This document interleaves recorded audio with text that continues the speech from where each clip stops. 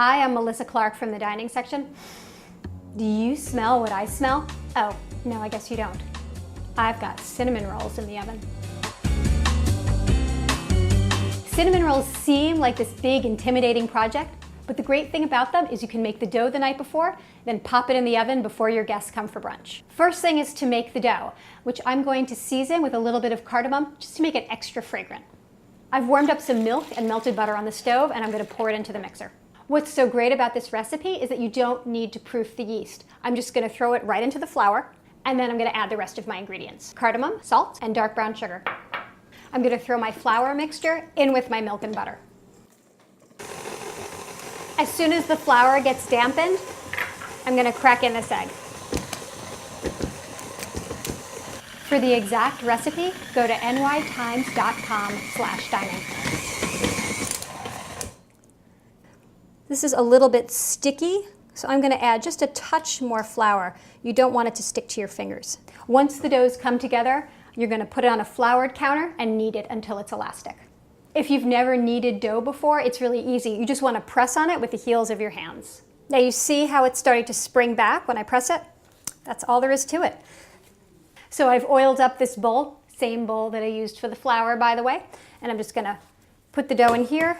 I'm going to cover it with plastic wrap and let it rise until it's doubled in bulk. It should take about 2 hours. While your dough is rising, you can make the filling. I've got some dark brown sugar, a lot of cinnamon, some freshly grated nutmeg, and a little salt. Just mix them all together.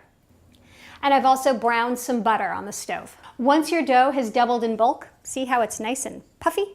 You just roll it out to a rectangle that's about 11 by 15.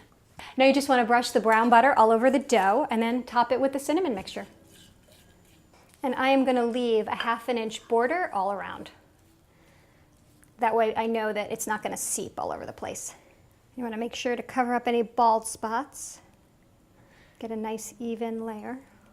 I'm going to roll this up very tightly and then bring it seam side down onto a cutting board. Now I'm going to cut it into 18 pieces. Lay the slices into 2 greased 9 by 9 inch pans. After you slice the cinnamon buns, you have 2 choices. If you want to eat them the same day, you just let them rise in a warm spot for 45 minutes until they get puffy. Or if you want to serve them tomorrow, just take the whole pan and let them rise overnight in the fridge. Then in the morning, while the oven preheats, take them out, let them get to room temperature, and then we're going to bake them in either case at 375 for 20 minutes. While those rolls are in the oven, I'm going to make a quick glaze. So I'm going to make a brown sugar syrup with water, brown sugar of course, some bourbon, vanilla, and butter. And then when that's nice and thick, I'm going to add confectioner sugar.